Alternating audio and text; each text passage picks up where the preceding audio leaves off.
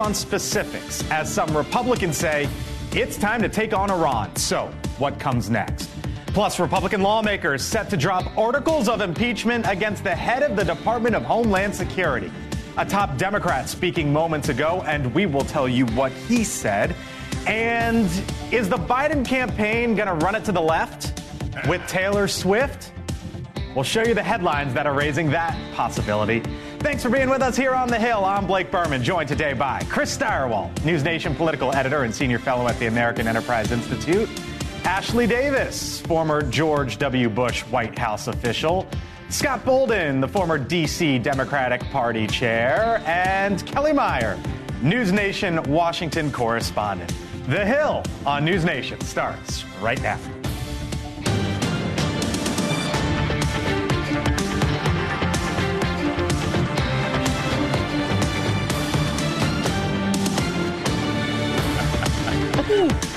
Come on in. Thanks for being with us here on The Hill on NewsNation. Right off the top from The Hill, a, quote, suicide mission. That is how one Republican senator is describing the work of his colleague from Oklahoma, Senator James Lankford, who is trying to negotiate a border deal with the White House.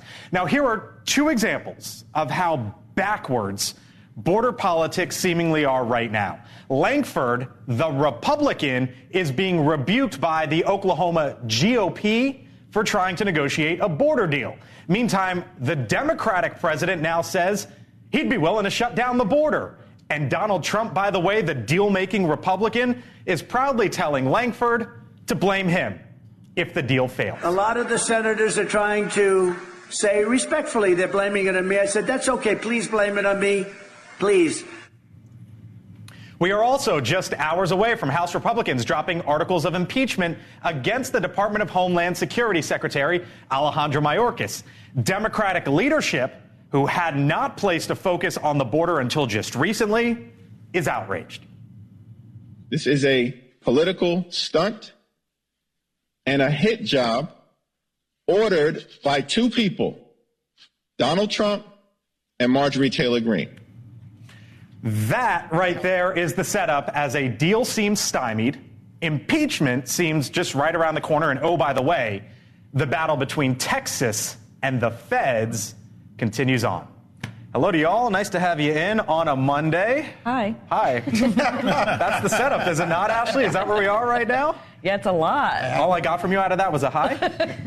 I'm sure your viewers are totally confused. But it's all backwards right now, is it not? Right? Like, you got the Democrats saying shut down the border. You've got the Donald Trump, the deal maker, saying no deal. You got Republicans rebuking Republicans, Chris. So the term for politics in an election year, the closer you get to the election, is the silly season, right?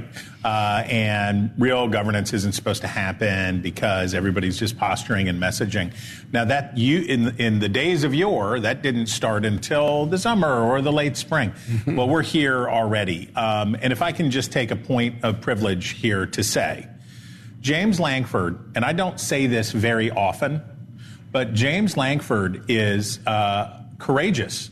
This is something we do not see very much. If you think about what Lankford's doing, now he's not up for re-election until 2028, so he has a minute before he gets primaried in Oklahoma. But what he's doing is calling his own party's bluff. Because Republicans, many of the things that are in this package are things that Trump said, well, if only Congress would give me these things, then we could take action, then we could fix the border. So here is Lankford that says, okay, you say this is what you want, this is what I'm going to do. Okay. And I only call it out because political courage is so rare in Washington these days that when you see somebody do it, it deserves a recognition. So, Ashley, let me ask you, though, because Donald Trump has come out and said, quote, a border bill is not necessary. And we are now hearing Republicans say a border bill is not necessary. Is it? Well, first of all, I think it's very necessary, but I have said a lot over the last few months is that the administration does have a lot of ability to shut down this stuff on their own through just administrative policies. But I agree with you. Senator Lankford, Senator Murphy, and Senator Lankford is one of the most conservative, serious members of the U.S. Senate. He's a bona fide Oklahoman. Yes, and so he is trying to do what's right for the country, and just because the former president. So what about Democrats saying the leader of your party saying shut down the border? That would have seemed blasphemous months ago. It's not anymore, but you all are being too kind to the Republicans. This proves This proves pragmatically and politically and accurately that the Republicans, this issue is purely a political issue. They could care less about the border or who comes over or how many come over. Care less? Because that bill gives them everything they've been talking about, including Biden saying, I'll shut it down, you give me the bill. And then the Republicans and Donald Trump said, no, don't give Biden a victory. First of all, we don't know what's in the bill yet. Oh, exactly. but That's the other thing. There's like no deal, and we haven't got the details. And the of Senate's only in session for the next 2 weeks. And a lot of those things that have been leaked are not necessarily. Okay, I'm but so let's curious say- to hear what voters are saying if we go back to a Trump rally and talk to his supporters.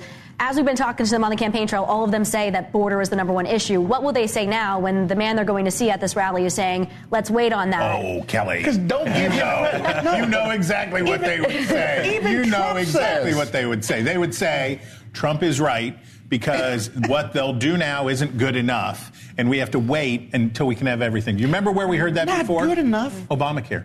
Remember that? Remember the Ted Cruz shutdown? You remember all of the silly Billy business of 2013 and all of that stuff? We're not going to do anything until we can do everything. And then they got it, and what'd they do? Dropped it right on the floor. But let's be honest. What it is. Let me just say one more. Hypocrisy. Pure political hypocrisy. Okay, but what about the last 3 years when all of this all happened under the Biden administration? I'm talking about Is now. it hypocrisy I'm that talking all of a about sudden now. that Correct. the president is coming out now and saying, you know what, I would shut it down? Yes. No, but because he Because it's on both realizes sides he here. accepts. No. He accepts the proposition. That's why I pointed out both Hold sides. on. He accepts the proposition that he's got a crisis and it's out of control. Then he can said it shut the the- same. he can shut and if the you border want to down. blame him, fine, blame him. Now he's trying to fix it with a bipartisan bill. That's hypocrisy on the part of that GOP. he knows is going to die in the House, and it's been set No, that it's way. permanent. It's permanent. As the border showdown between the state of Texas, by the way, the federal government continues. We haven't even gotten into that, but we're going to right now. 25 Republican governors are standing behind the Texas Governor Greg Abbott and the state's quote-unquote constitutional right to self-defense. Joining us now here on the Hill, the governor from the state of Idaho, Brad Little. The governor recently deployed Idaho State troopers to assist at the southern border. Mr. Governor, thank you for being with us here on the Hill. I wonder, why'd you do that? Why'd you find it necessary to send your law enforcement officers down there to the southern border? Well, our job as governors is to keep our people safe. And one of the largest issues right now is drug trafficking, particularly fentanyl, and human trafficking and crime. And that's our job to do that. So we send our state police down to be force multipliers to help Governor Abbott. Right. At the same time, they learn kind of the tricks of the trade, which the cartels, the drug cartels, are using to either smuggle drugs or smuggle people all over this great nation. So I hear you mentioned fentanyl. I read that in your release, and you talked to us about it now. I want to ask you, though, Governor, about this bipartisan deal that the president says we need. And the reason why I bring it up is because he says it includes an additional 1,300 Border Patrol agents, 375 immigration judges, 1,600 asylum officers, and 100 cutting-edge inspection machines to help detect and stop fentanyl at the southern border. So are Republicans here in Washington and Donald Trump in the wrong to kill this deal? I don't know what the deal is, but I do know that the last time I was down at the border with a half dozen of my fellow governors, we gave a list of 10 different executive action items that the president could do unilaterally at any time. He's talking about using some of them, but he needs to use all of them, and we still need more other action. But we governors, I'm in Idaho, and I've been to the border 3 times as much as the president and the president's drug czar have been to the border. Would you impeach? You think Republicans are in the right trying to impeach Alejandro Mayorkas? You just referenced him. It is undeniable that it's a huge problem there, and in fact, the problem comes from the top, which is the president. And they need to address this problem. And the president even talks about it once in a while, but he takes absolutely no action.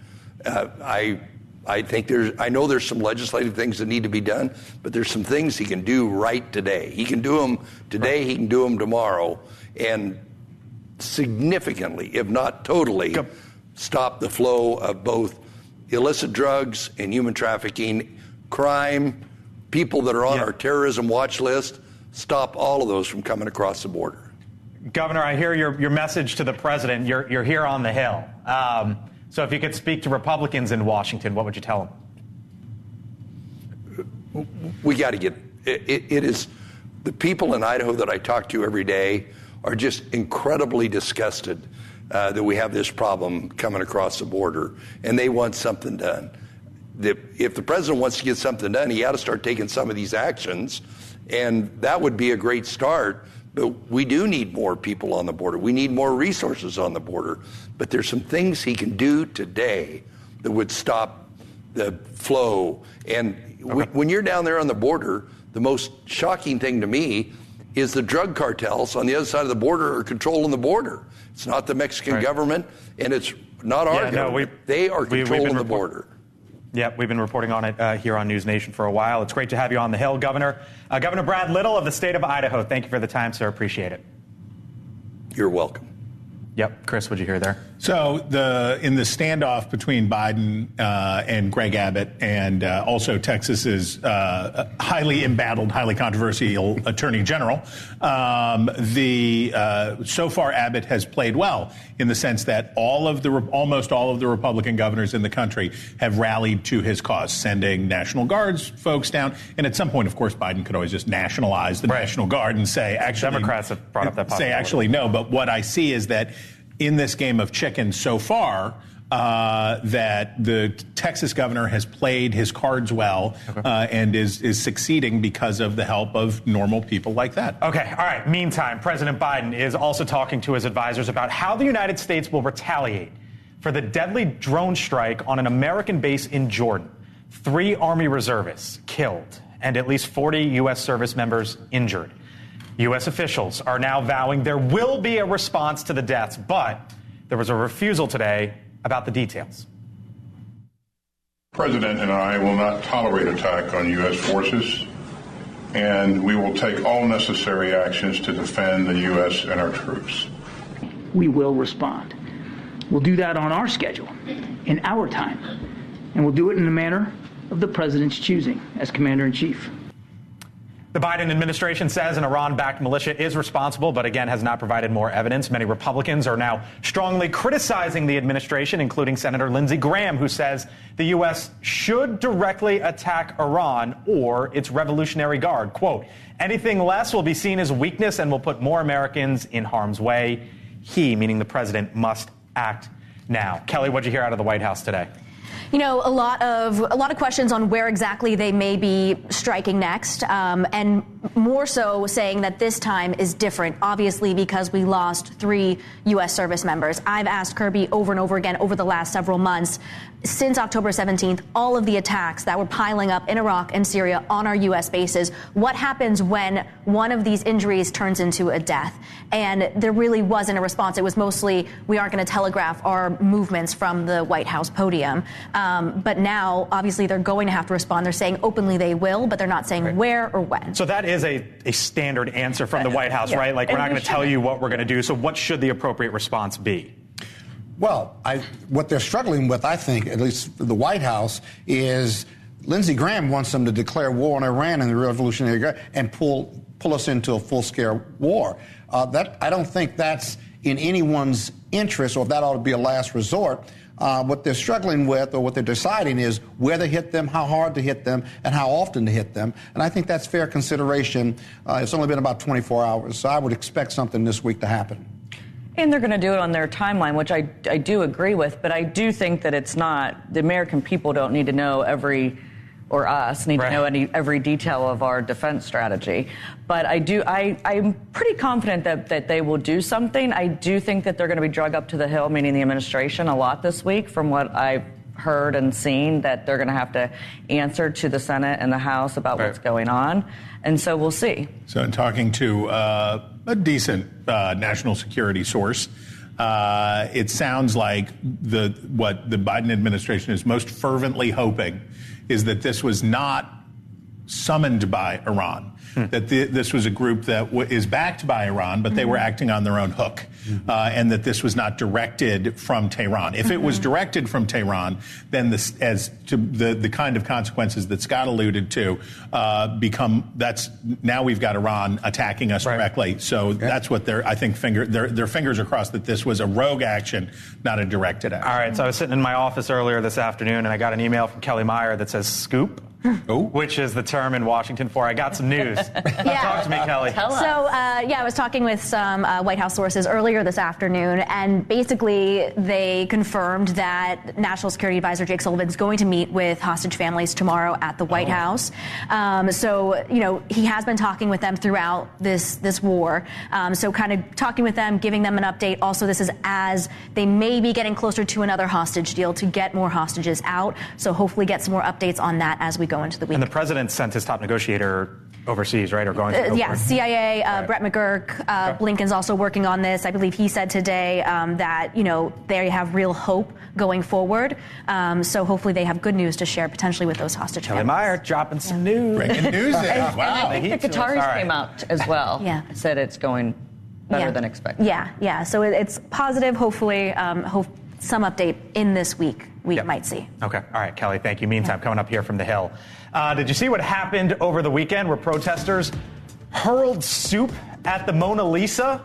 What that message is all about. And facing pressure from within his own party, President Biden makes a shift on energy policy, what it all means, and why it might potentially line up with the election calendar.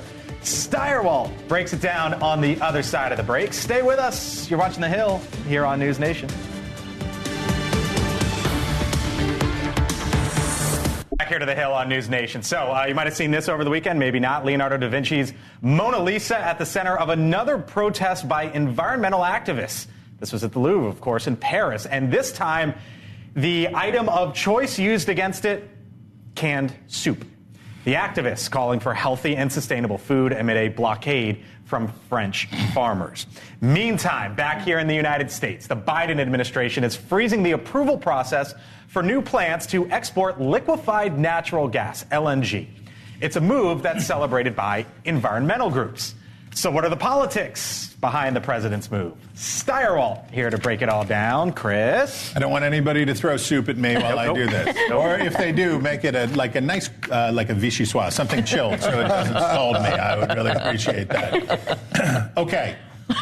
Maybe the biggest success story in American industry and environment of the past 50 years is the revolution in natural gas in the United States. I want you to look at this handy-dandy chart, thanks to the energy information, blah, blah, blah. And you can see there that throughout the 20th century, natural gas production in the United States was very low, relatively speaking. And then we got better, starting in the 50s and 60s, because we built, there's almost 3 million miles of pipelines in these United States transporting natural gas around. As that pipeline network got built out, demand went up, production went up. But then you see it there in 2010, kablooey. Well, I guess that's not what you want to say with natural gas, but a big increase in natural gas output, basically doubling. What happened? Hydraulic fracturing. We figured out how to use heavy water, basically, to change geologic structures underground to extract natural gas from places that we couldn't get it before. And it turns out we have an extraordinary amount of natural gas. Previously, we had only used natural gas for home heating, some, but also for chemical process. The price was uneven because there'd be spikes in the winter and production wasn't reliable. But as that fracked gas flooded the marketplace, it became possible to do something that no one would have thought of before. Look at the next chart. Ta-da! That little, that yellow line that you see there is natural gas as a share of the electricity generated in the United States. And you can see coal going way down, dropping down, down, down, starting around the same time. What replaced it was not unicorn wishes or whatever else. It was natural gas because it became cheap and abundant thanks to fracking. Who liked that? Barack Obama liked that. Lots of Democrats like that, and lots of environmentalists liked it as a transition fuel to get us from high carbon coal to lower emission natural gas. And they were just going to bridge the gap. But guess what happened? Guess what happened? Look at the next chart. This one, I have a tie. I think that's actually Blake's tie pattern today. But if you squint at the end, you can see greenhouse gas emissions in the United States going down since that boom in natural gas production. It has really worked in pushing down emissions. So everybody's happy with natural gas, and it's great, and nobody has a, oh, wait a minute, hold on. People have a huge problem with it, and the people who are throwing soup at things are upset because we're not transitioning out of the transition fuel. As a matter of fact, we're finding more than ever, and we're going on with natural gas. So enter Joseph Robinette Biden Jr. of Delaware, who has a big problem, which is, womp womp, 25% of Democrats disapprove of Joe Biden's handling of the environmental issues. That's according to a CNN poll. And then here's this other poll from USA Today. 34% of voters 18 to 49 are very unenthusiastic about Biden. So what is he going to do? He's got to do something to suck up to those voters who are very skeptical that he cares enough about global warming and the environment, et cetera, et cetera. So what did he do? He said, well, we're going to put a pause on exporting liquefied natural gas. Well, who else exports liquefied natural gas? Here's a chart with flags on it. And I know you can read this because it's just flags. There's Russia, number 4. So Joe Biden's in a bind here because if he cuts back on U.S. natural gas exports, that works to Russia's advantage and against his goals in Ukraine. But here's the one that I'm most interested in. Our last graphic. Different flags. Other flags. No, that's my face. Show me the other flags. You see number 2. What is the second highest producing state for natural gas in the United States of America? Why, it's Pennsylvania, the single most important state on the electoral map this cycle for Joe Biden. He's got to have Pennsylvania's votes. That's why my bet, and Kelly, I want to know what you think about this as a Pennsylvanian, familiar with the workings of Pennsylvania, is what I think. Oh, yeah, we got a Yinzer and a Eastern Pennsylvanian here. Okay. Scott, you're out. Sorry. Illinois doesn't have much gas, except for in Springfield. No, I can't. All right. No, but my hunch is that what will happen is Biden will study, pause, get through the primaries, generate some enthusiasm, like say, oh, look, we're doing these things that you want. We're getting all this attention. But mark my words, I bet, and I may lose another steak dinner to you, but I bet before we get to the fall that Joe Biden will say to the voters of Pennsylvania, we looked at it and we love it. And here it goes, pump it. Yeah. Stirewall breaks it down. It actually turns my stomach because we are just handing 87%. Oh, I thought it was go. No. 87% of who we exported to went to the EU. So who's the EU going to get their LNG from? Russia. Yeah. Hold on. So you're saying this summer President Biden is going to do? Australia was number 2. They'll say we studied it, we looked at it, and it's cool in the gang. We're back to pumping because just from an electoral standpoint, the cost to Pennsylvania of ratcheting down on the U.S. Natural gas market would be is it younger voters or is it Pennsylvania and older voters? So, and as you know, because it's by you, I mean, it's all in the poorer sections of Pennsylvania that are exporting this gas. It's not village.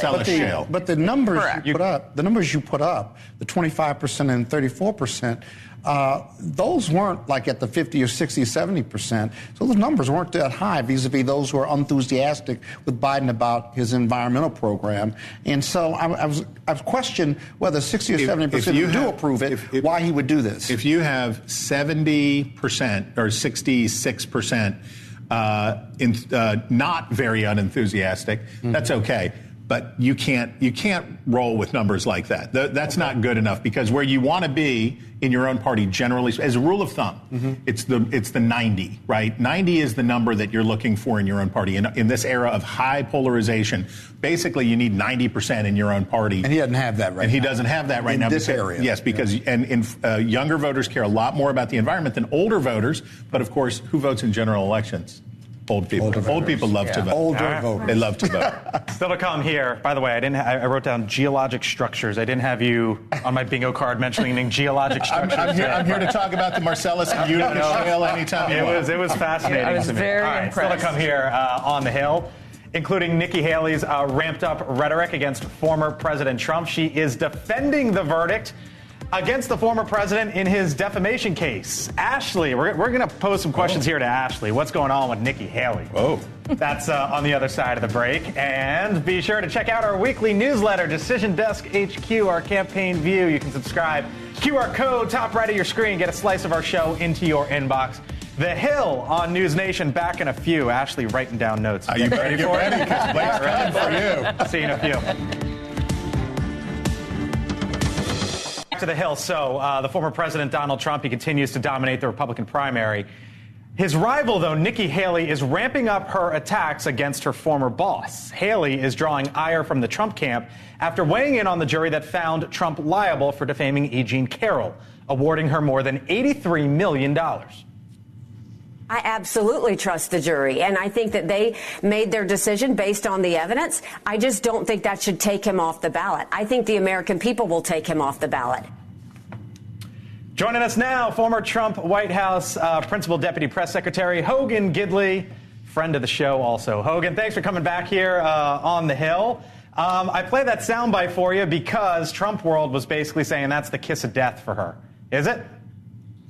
I agree. Nikki's got a lot of problems in this race, not the least of which includes she's about to be 0-3 in the primary process and 0-4 if you count South Carolina. I still contend she's going to go around campaigning for a couple of weeks, and when she realizes she's going to lose by 35 points in her home state, that she will drop out before South Carolina. Look, there's a difference between being embarrassed and being humiliated, and she's on track to receive a butt whipping in the state of South Carolina because everyone who knows her and knows her best is supporting Donald Trump. It's a real problem for her. But this move to somehow support this verdict is really going to put her at odds with the majority of the base of the Republican Party who see this case as one in a long line of a weaponized judicial system and government coming after the former president. All right, Hogan, stand by. Ashley, you're in Nikki Haley's world. What do you make of what she said? Was it personal? I actually took her comments differently. I mean, I think what she was saying is, once again, not to undermine our judicial system, was the jury made the decision. And I think that was the biggest difference in this, what happened on Friday with him being found guilty and the amount of money, was that was the jury saying it. It wasn't just some Democrat judge that he has been going up against or, criticizing. It was an actual jury of his peers that decided that. What would you say to Hogan, that she's going to get destroyed in South Carolina, and this is the end of her within the party of Trump, et cetera? I mean, I don't think that she's going away anytime soon. She has money. She has lots of money. Since what happened in New Hampshire election night, primary night, she's raised $4 million in the last week on small dollars. She's continuing to raise a lot of money, so I don't think she's going to go out. And I know a lot of people say she's going to lose, South Carolina by 30 points, and I don't think that she's going to go out before South Carolina. What if she loses by 10? Oh, how do you move forward? Oh, she can go if she could close that to if she could do the same thing. And I agree with Hogan directionally that she is unlikely to do that well in South Carolina. But if she could replicate her performance in South Carolina that she did in New Hampshire, that'd be plenty for her to keep plotting ahead. But at the end of the day, she needs the delegates, right? She has to win these states to even become the nominee, right? So, yeah, and I also think that there's so many things hanging out there in regards to all of his lawsuits and what's going to happen with some of his decisions, with the Supreme Court decision on the ballot, that why is there any reason to get out just because the former president's campaign is telling you to. Hang around the basket, maybe you get a rebound. She might be the last candidate standing, and she's got enough money to hang around and stand. The weaponization of the judicial system, the civil judicial system, is a harder argument to make by Republicans because this was a jury of his peers.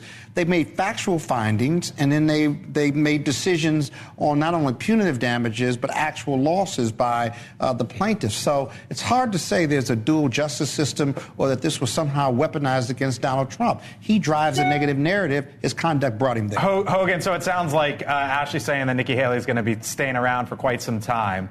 You take any issue with her hanging around? Well, I mean, she's got the money.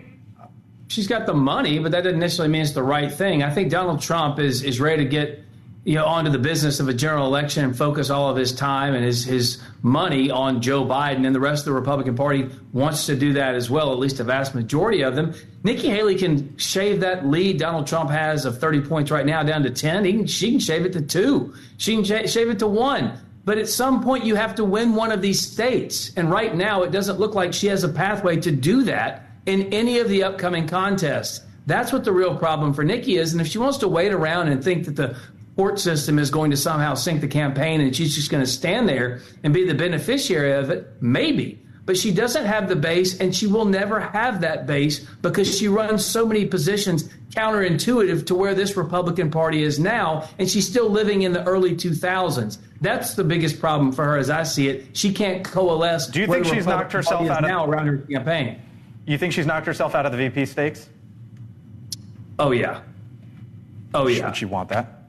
I think they both said, President Trump and Nikki were like, no, we're not either doing that. I agree with him 100%. Yeah. If she could somehow make it, if she could somehow make it close, she might force Trump's hand. But right now, I agree. Mm-hmm. I mean, she's a 52-year-old woman that has a lot of time ahead of her. I mean, who knows what will happen? 52 years old, that means you can run for president for 30 years, right? Yeah. These days. Hopefully not. I mean, yeah. All right. By the way, so turning to another campaign issue, Republicans have long decried what they considered a two-tier justice system. They often point to multiple legal cases facing the former president. Did you catch this headline today, though? Quote, ex-IRS contractor gets 5 years in prison for leak of tax return information of Trump and rich people, some other folks. Basically, the guy leaked Trump's tax returns, and the judge threw the book at him. 5 years. Hogan, I hear two-tier justice system all the time. The Biden DOJ just threw the book at this guy who made things miserable for Trump. Okay.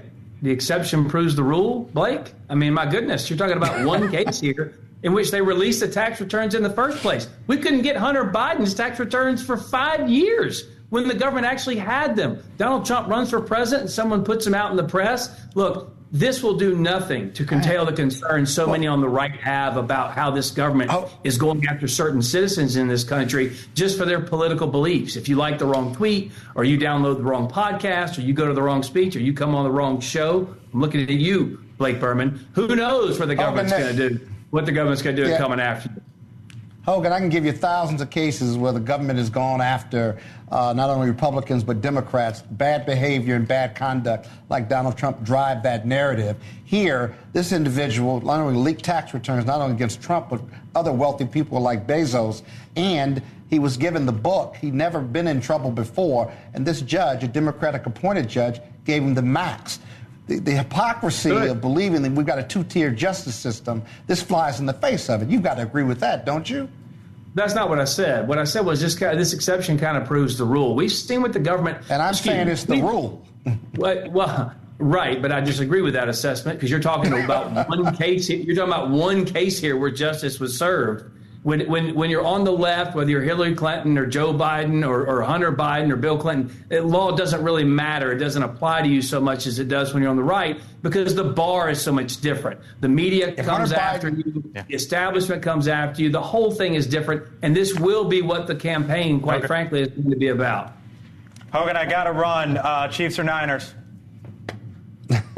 I want Niners bad, but I don't know. The Chiefs are strong there. Hogan Gidley, we'll leave it there. We'll see you soon. Thank you, Hogan. Appreciate it. Reason why I asked, coming up, could President Biden's campaign turn to Taylor Swift? The headlines that are actually posing that question. And he was selected dead last in the 2022 draft, known as Mr. Irrelevant. But yesterday, Brock Purdy helped the San Francisco 49ers get to the Super Bowl. So think about this question for a second, and I want you to join us on the other side with it. Who is your Brock Purdy of politics? The Hill on NewsNation, back in a few. I got a good one. Have a potential whale in their sights. A new piece from the New York Times explains how, quote, the biggest and most influential endorsement target is Taylor Swift, who can move millions of supporters with an Instagram post or a mid-concert aside. I guess they were even saying, Kelly, in that piece that, like, the campaign was joking about maybe even sending him to a concert or He probably knows the songs, right? I would think. I don't know. I mean, we were just talking about it. I think she was getting people out to register to vote earlier this year. She definitely has an impact. We were talking about younger voters, who he needs, enthusiasm. I don't know whether or not, she'll get behind him and do this. All that sounds reasoned and logic. Why were you going, ugh? Well, it's super cringe on Biden's part. It's the cringiest kind of like, hello, fellow Wait a minute kids. now. Older Americans like Taylor Swift, but they can go to concerts. My grandfather went to concerts with me. I'm not barring Joe Biden from attending a Taylor Swift concert. Okay, then. What I'm saying is the thirstiness of seeking celebrity endorsements in politics. Here's what we know. It doesn't work. Yeah. It doesn't work. You suck up to these celebrities, you go around. Nobody is following Taylor Swift to the polls. That's not how that works. And it doesn't work in the past. People in the past, Barack Obama had a lot of celebrity endorsements because Barack Obama was cool, right? Mm-hmm. And they were coming to him. Yeah. But if you're going to them like, hey, Tay-Tay, we'd love it if you get on board the campaign bus and we're going to do all that, that's a big thumbs down. But Chris, there's more to it than this. If the endorsement comes with work, money, and mobilizing voters, which is a full endorsement by Taylor Swift, I could see him campaigning with Taylor Swift. I could see him campaigning with Taylor Swift in Pennsylvania and knocking on doors with her. It'd be awesome. I cannot imagine Don't hate on the Taylor Swift endorsement. The brothers... The Jonas Brothers? No. The players. The brothers. I can't imagine that they're Democrats. I think they're Republicans. They look like Republicans. Their mom looks like a Republican. That is true. All right, while we're on the subject. And another thing. Taylor Swift was at the big game over the weekend to watch her boyfriend and the Chiefs advance to the Super Bowl. Now, I don't know if you saw this moment. The cameras found her early and often, like all the time. Like he breathed and there was a camera on her. And maybe a little bit more than she would like because there was a moment that went viral. She looked at the cameras and she said, "Go away, please." Basically, like, enough is enough with the cameras on me. Scott, if someone could go away in politics, who would you want? Marjorie Taylor Greene. She could go away, and it's amazing that she keeps getting reelected, but she's in one of these safe districts, and she makes life difficult for both the Republicans and the Democrats, as well as most Americans, and she's annoying. Who do you? She's annoying. Matt Gaetz, for sure. But the hair is so good. Johnny Bravo. That's Johnny Bravo.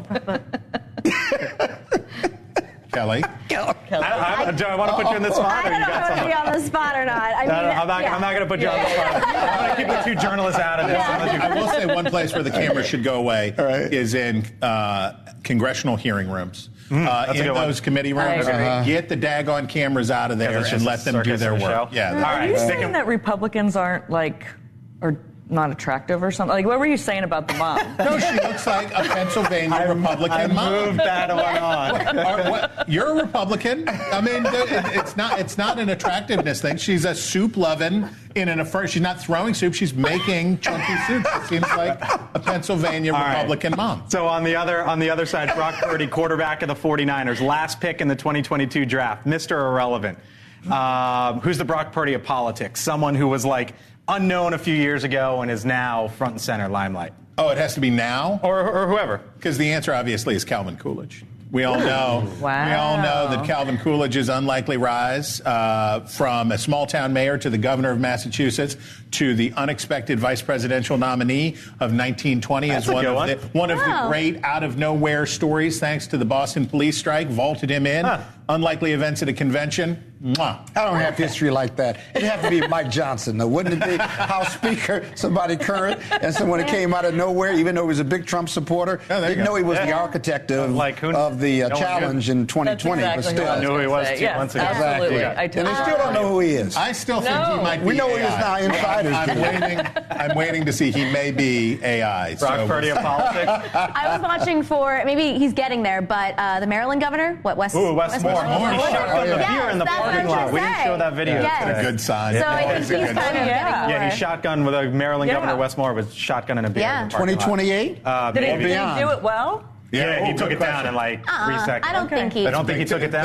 That was Big Ten stuff. Who's your Brock Purdy real Outside the quick? speaker too. I mean, sometimes I don't even remember that he was. Yeah.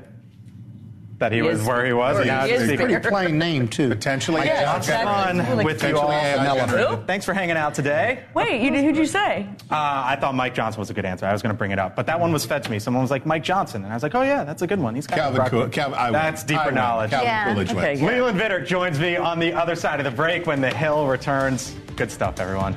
We'll be back here on The Hill.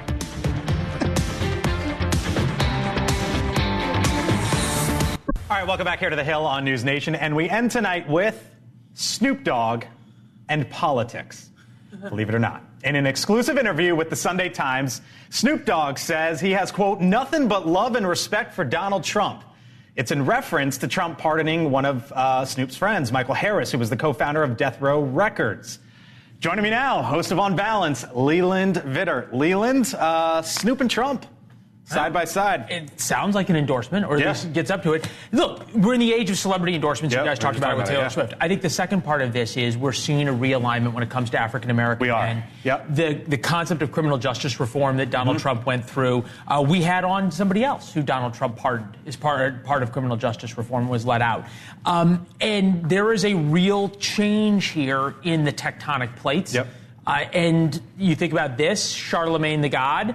Who's been a big critic of President Biden. There's a lot of African American men now who are going to start being courted in this. The African American vote for Mitt Romney was close to nothing. Right. Donald Trump, at one of his last election, I think the last election was at like 8 points. You look at polling, it's in the 20s right now, and that is a huge Democratic base traditionally. Well, traditionally, for sure. This is the other thing. 10 points of the African-American male vote doesn't sound like a lot. It's huge. Until you get to Detroit, until you get to Philadelphia, until you get to Georgia, until you get to North Carolina. And that's the ball game right there. And I think it's why you saw President Biden in South Carolina. It's another big reason he's having issues with Israel right now. Black pastors have been very tough on President Biden on Israel. It's a place that he feels some pain. I think Dean Phillips would take the Snoop Dogg endorsement if he could get it. I think Dean Phillips would take any endorsement that he could get at this point. You got him coming up, right? He'll be coming up. On Balance tonight. Leland Vittert, moments away here with the congressman from Minnesota, the presidential candidate as well. Thanks for watching us here on The Hill on NewsNation. Set your DVRs to watch us 6 o'clock Eastern if you need to. We'll be back here tomorrow, of course.